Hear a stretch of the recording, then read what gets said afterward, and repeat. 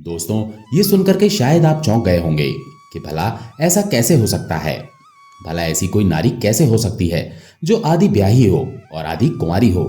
लेकिन ये एक पहेली नहीं बल्कि रामायण के एक रहस्य को उजागर करती है।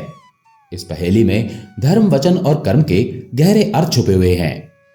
दोस्तों, आज हम इस पहेली का उत्तर आपको देंगे और इसी से जुड़ी हुई एक रोचक और अनसुनी ज्ञानवर्धक कथा आपको सुनाएंगे।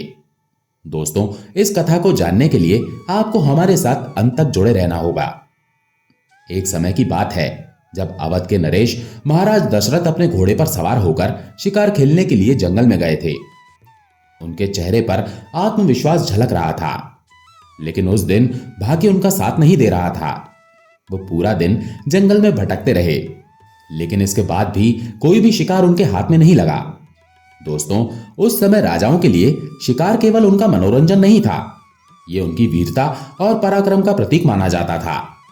जब महाराज दशरथ को कोई शिकार नहीं मिला तो वो अत्यंत निराश हो गए। उनके हृदय में बेचैनी होने लगी और उनका मन भारी हो चला था। निराश होकर महाराज एक बड़े से पेड़ के नीचे जाकर बैठ गए। जंगल के सन्नाटे में केवल पत्तों की सरसराहट ही सुनाई दे रही थी। राजा दशरथ विचार करने लगे कि आज का पूरा दिन तो व्यर्थ हो गया। ना कोई शिकार हाथ लगा और ना ही मेरी इस यात्रा का कोई उद्देश्य निकला। महाराज दशरथ इसी चिंता में डूबे हुए इधर उधर देख ही रहे थे कि अचानक उनकी नजर सामने पड़ती है। तो वे क्या देखते हैं कि एक अत्यंत ही सुंदर गंधर्व कन्या पास के ही पेड़ों के बीच से निकलकर उनकी ओर आ रही थी। उसकी चाल, उसका सौंदर्य, उसके वस्त्र ऐसे लग रहे थे कि मानो वो स्वयं स्वर्ग से उतरी हुई कोई अप्सरा हो। दशरथ जी को विश्वास ही नहीं हुआ कि इस निर्जन और भयानक जंगल में ऐसी सुंदर कन्या कैसे हो सकती है। वो सोचने लगे, ये कन्या कौन हो सकती है? ऐसी सुंदर और कोमल स्त्री इस वन में निर्भय होकर कैसे घूम सकती है, जहां अनेक तरह के हिंसक जानवर हर पल किसी न किसी का शिकार करने के लिए हमेशा तत्पर रहते हैं। जब वो कन्या धीरे धीरे महाराज दशरथ के पास आई तो राजा दशरथ ने अपने राजसी गौरव को संभालते हुए उससे कहा, सुंदरी, तुम कौन हो और इस निर्जन भयानक जंगल में तुम अकेली क्यों घूम रही हो? क्या तुम्हें इस बात का अंदाजा है कि यहाँ कितने खतरनाक जंगली जानवर रहते हैं जो तुम्हारे जीवन के लिए खतरा बन सकते हैं? कौन हो तुम और तुम्हें यहाँ किसने छोड़ा है? कृपा करके मुझे अपने बारे में बताइए। महाराज दशरथ की बात सुनकर कन्या ने मुस्कुराते हुए कहा, राजन, सबसे पहले तो आप मुझे बताइए कि आप कौन हैं। देखने में तो आप कोई महान योद्धा लगते हैं। ऐसा लगता है जैसे आप कोई राजा हों। इस निर्जन वन में आपकी उपस्थिति मुझे विस्मित कर रही है। महाराज दशरथ ने बड़े गर्व से उत्तर दिया, देवी, मैं अयोध्या का राजा दशरथ हूं। तुमने अभी तक मुझे अपना परिचय नहीं दिया। बताओ, तुम कौन हो और इस वन में क्या कर रही हो? कन्या ने बड़ी ही शांत और मधुर वाणी में कहा, हे महाराज दशरथ, मैं एक गंधर्व कन्या हूं। मेरे पिता ने मुझे पूर्ण स्वतंत्रता दी है कि मैं अपने लिए स्वयं कोई योग्य वर तलाश कर सकूं, और इसी कारण मैं जंगल में अपने लिए योग्य वर की खोज में घूम रही हूं। दशरथ जी को यह सुनकर बड़ा आश्चर्य हुआ। उन्होंने कहा, क्या तुम्हारे पिता ने तुम्हें इस खतरनाक जंगल में अकेले भेज दिया? क्या यह उचित है कि एक पिता अपनी पुत्री को स्वयं अपना जीवन साथी खोजने के लिए ऐसे निर्जन स्थानों में भटकने दे? ये तो पिता का कर्तव्य होता है कि वो अपनी पुत्री के लिए किसी योग्य वर की खोज स्वयं करें।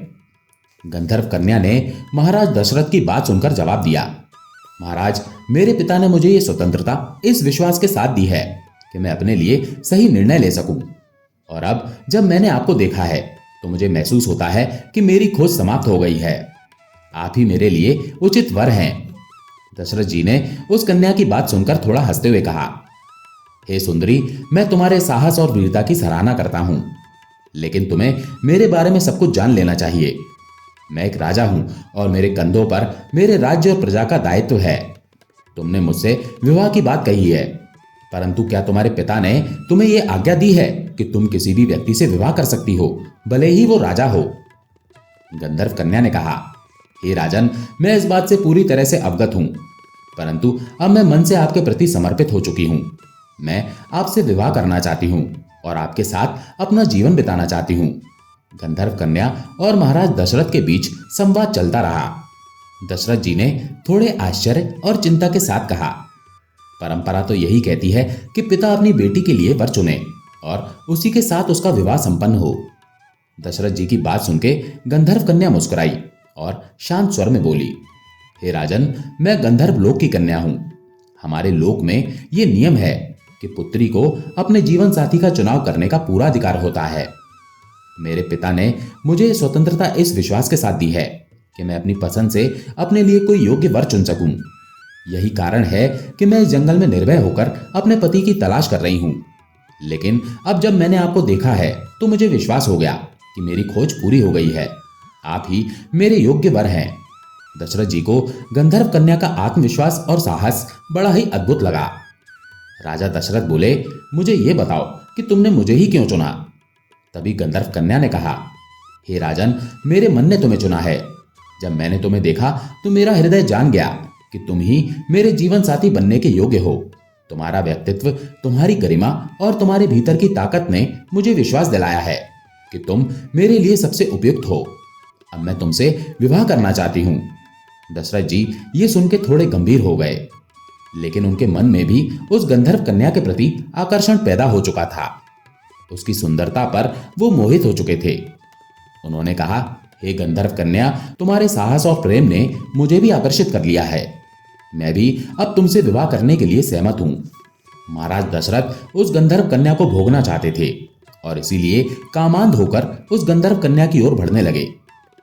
महाराज दशरथ को अपनी ओर आते देखकर गंधर्व कन्या मुस्कुराई, लेकिन फिर वो थोड़ी गंभीर होकर राजा दशरथ को रोककर कहने लगी, ठहरो राजन, विवाह तो मैं तुमसे ही करूंगी, लेकिन मेरी एक शर्त है। अगर तुम मेरी शर्त मानोगे तो ही मैं तुम्हारे साथ विवाह करूंगी। महाराज दशरथ ने उत्सुकता से पूछा, बताओ तुम्हारी क्या शर्त है? मैं उसे मानने के लिए तैयार हूं। कहते हैं जब व्यक्ति कामी हो जाते हैं तो फिर वो अच्छे बुरे का परिणाम भूल जाते हैं। ये भी भूल जाते हैं कि भविष्य में इसका परिणाम हमारे हित में होगा या अहित होगा। गंधर्व कन्या और राजा दशरथ के बीच संवाद के दौरान कन्या ने दशरथ जी के सामने एक महत्वपूर्ण शर्त रख दी। उसने गंभीरता से कहा, राजन, यदि आप चाहते हैं कि मैं आपकी इच्छा को स्वीकार करूं और आपसे विवाह करूं तो आपको एक वचन देना होगा। मेरा पुत्र ही अयोध्या की गद्दी पर बैठेगा और यदि आप वचन देते हैं तो मैं आपके साथ विवाह करूंगी।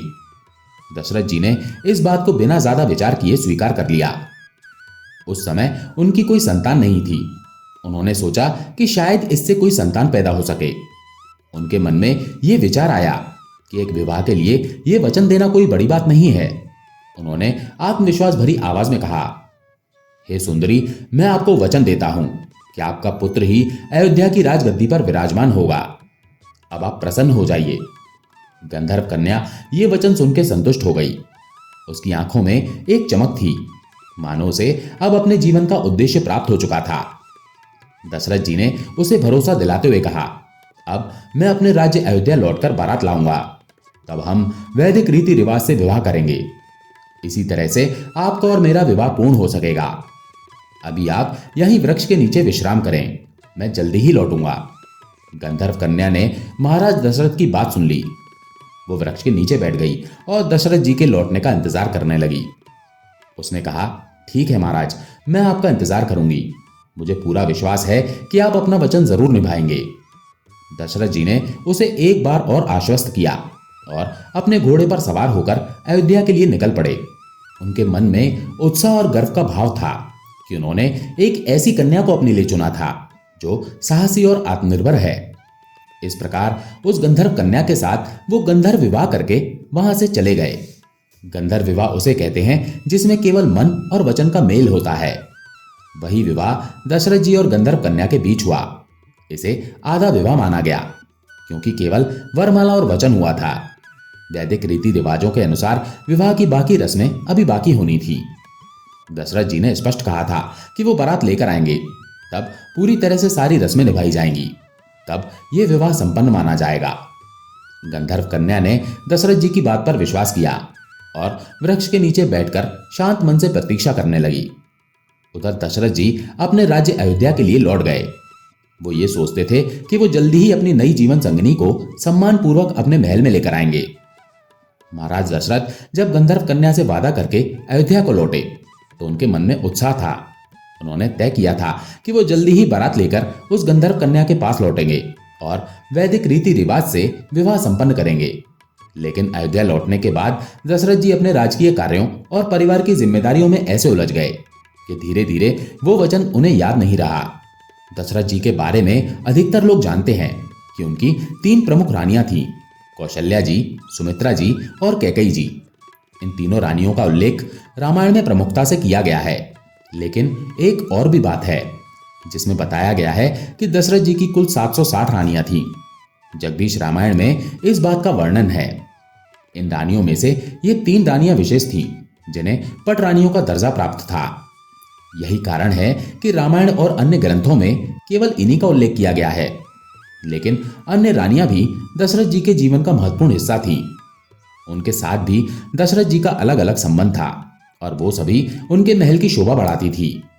जब महाराज दशरथ अयोध्या लौटे तो अपनी 760 रानियों में खो गए। हर दिन महल में कोई ना कोई उत्सव होता, कहीं ना कहीं कोई आयोजन होता।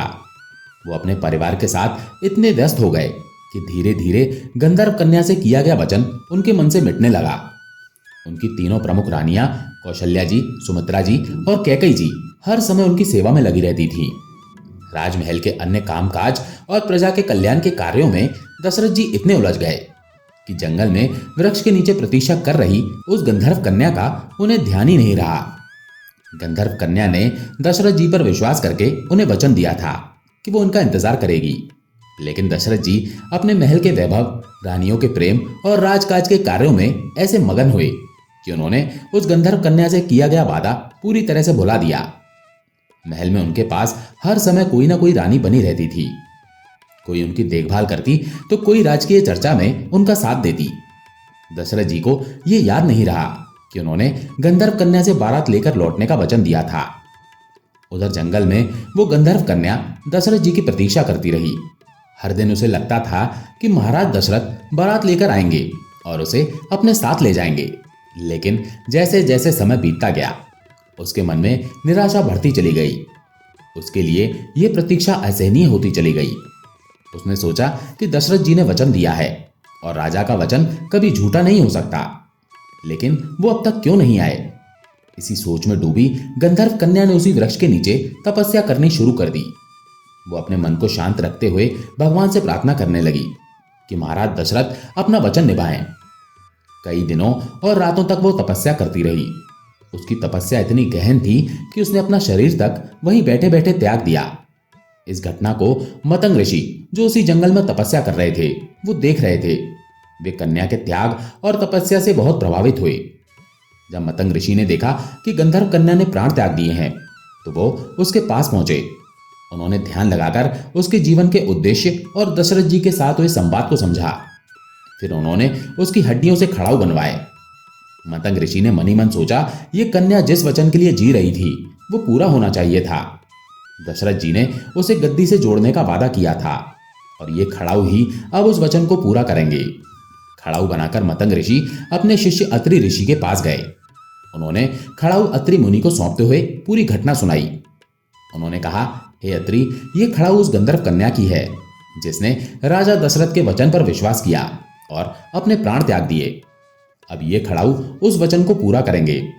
इन्हें किसी ऐसे योग्य व्यक्ति को दे देना जो इन्हें सम्मान पूर्वक उपयोग कर सके। अत्रि ऋषि ने श्रद्धा पूर्वक खड़ाऊ को स्वीकार कर लिया और उन्हें अपने आश्रम में रख लिया। उधर महाराज दशरथ अपने वचन को भूल चुके थे। समय बीतता गया और दशरथ जी के घर में भगवान राम का जन्म हुआ।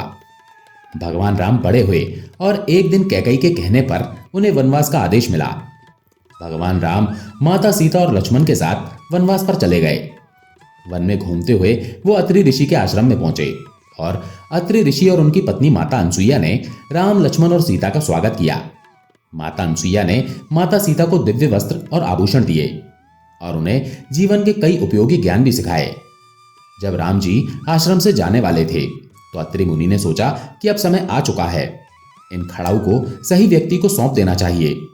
उन्होंने वही खड़ाऊ भगवान राम को भेंट करते हुए कहा, हे राम, ये खड़ाऊ मतंग ऋषि के द्वारा बनाए गए हैं। इनका बड़ा महत्व है। इन्हें अपने पास रखिए और उचित रूप से इनका उपयोग कीजिए। भगवान राम ने खड़ाऊ को बड़े आदर के साथ स्वीकार किया। उन्होंने जान लिया कि ये खड़ाऊ किसी विशेष उद्देश्य के लिए हैं।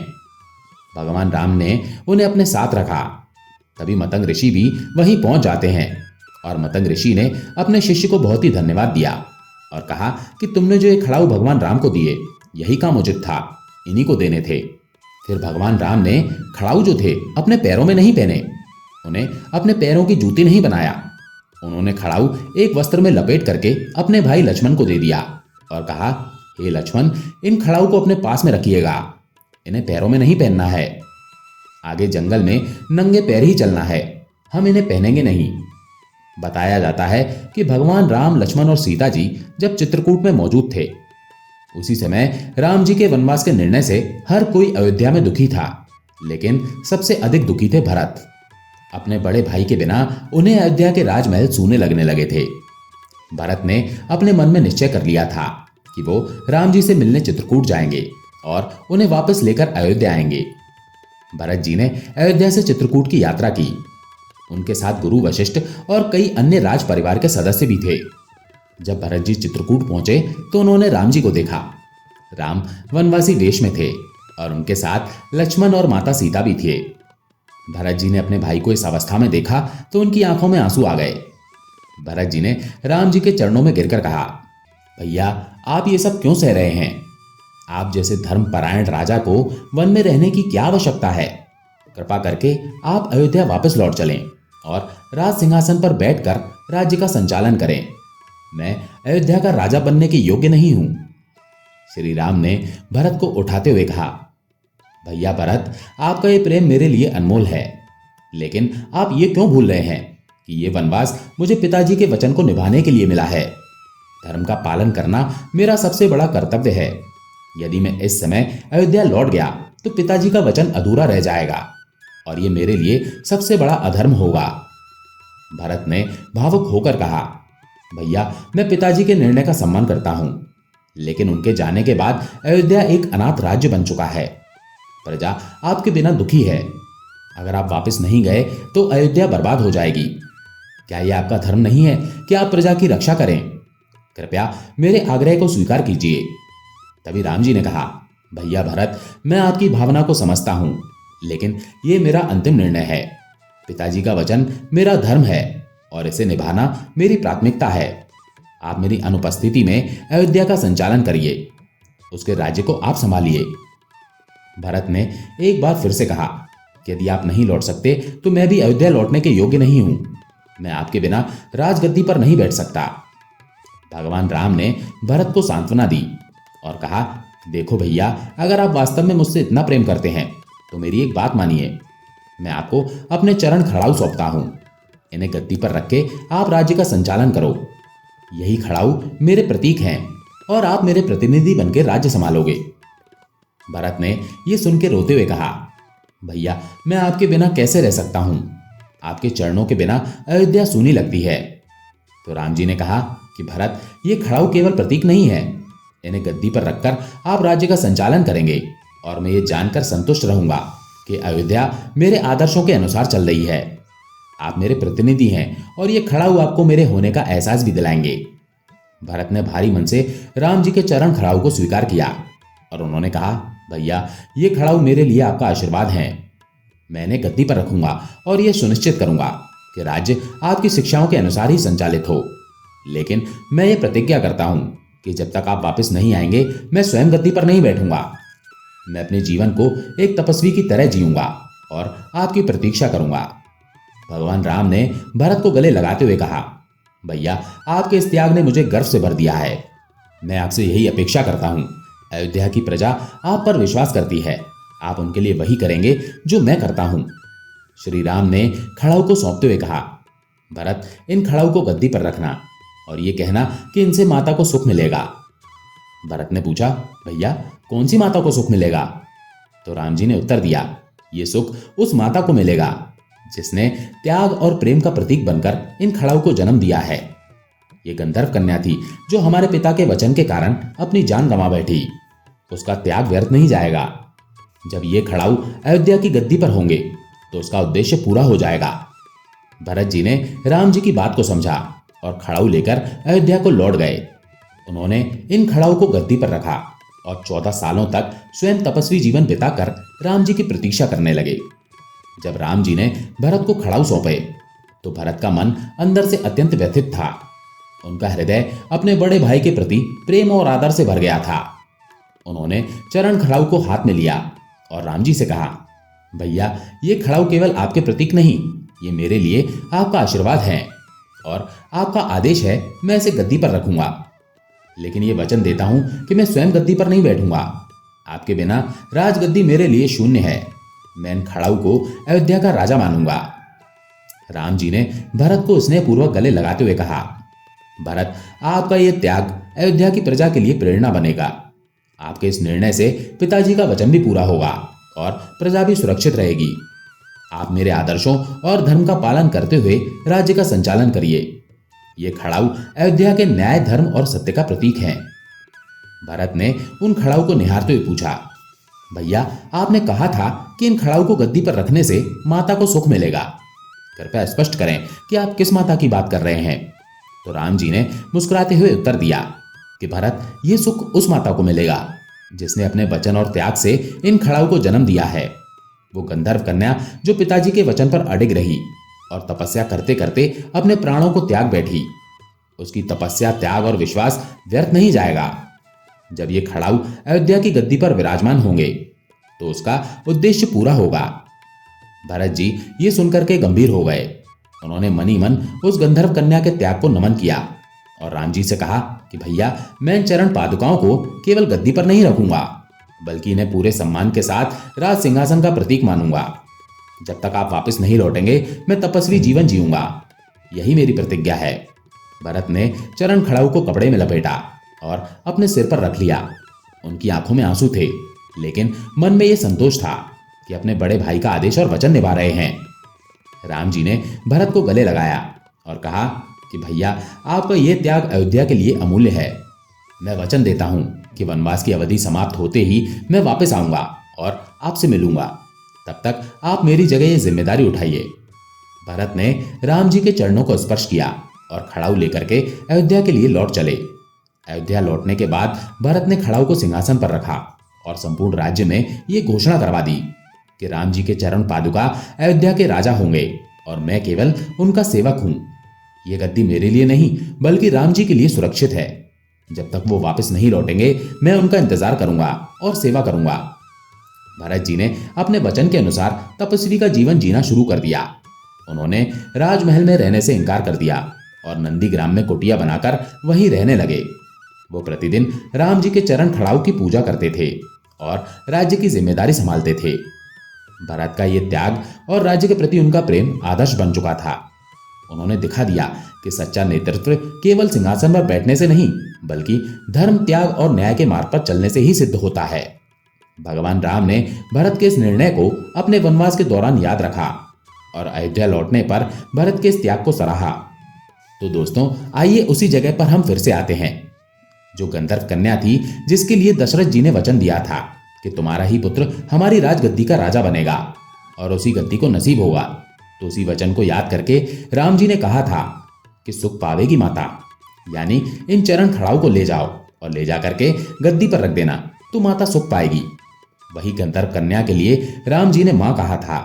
दोस्तों, वही गंधर्व कन्या आदि ब्याही थी और आदि कुंवारी थी। अब कुछ लोग कहते हैं कि ताड़का के शरीर की हड्डियों के खड़ाऊ थे। तो दोस्तों, ये अपने अपने मतों के अनुसार जो भी लोगों ने कहा है वो उनके मत से सही होगा, लेकिन मैं आपको रामायण से संबंधित बात बता रहा हूं। ये वही गंधर्व कन्या थी जिसके लिए दशरथ जी ने वचन दिया था कि तुम्हारे बेटे के लिए ही गद्दी नसीब होगी। तो उस वचन को पूरा करने के लिए और अपने पिता के वचन को पूरा करने के लिए राम जी ने भरत जी से कहा था कि चरण खड़ाऊ को ले जाओ और गद्दी पर रख देना, तो माता को सुख मिलेगा। यानी उसी मां के लिए कहा था कि बड़ा सुख मिलेगा, जिसके लिए हमारे पिताजी ने वचन दिया था। अब उस कन्या का पुत्र तो नहीं हुआ, लेकिन वो माता, उसकी हड्डियों के बने चरण खड़ाऊ जब गद्दी पर रखे जाएंगे तो वो जहां कहीं भी होगी, बड़ा सुकून मिलेगा उसको। उन्हीं चरण खड़ाऊ को लेकर भरत जी चले आते हैं और 14 साल तक वे खड़ाऊ महाराज दशरथ की गद्दी पर रखे रहे। उस गंधर्व कन्या की हड्डियों से बनी उस खड़ाऊ ने राज्य किया और उसे बड़ा सुकून मिला। वो गंधर्व कन्या एक ऐसी नारी थी जो आधी ब्याही और आधी कुंवारी थी। दोस्तों, ये पहेली आपको कैसी लगी? क्या ये पहेली का जवाब आपको संतोषजनक लगा? तो अपने विचार आप जरूर बताइएगा, क्योंकि रामायण रहस्यों से भरी पड़ी है। कहते हैं कि हरि अनंत हरि कथा अनंता, कही सुनहि बहुविधि सब संता। रामायण में भगवान राम का चरित्र और विधाता के चरित्र को कोई कहां तक कहेगा। अनंत कथाएं हैं, अनंत बार पढ़ी जाएंगी, लेकिन हर बार एक नई कथा होगी। दोस्तों, ये कहानी आपको कैसी लगी? कमेंट करके जरूर बताना। और यदि वीडियो आपको पसंद आया हो तो इस वीडियो को लाइक और शेयर करना और चैनल को सब्सक्राइब करने की भी कृपा कर देना। जय श्री कृष्णा, राधे राधे।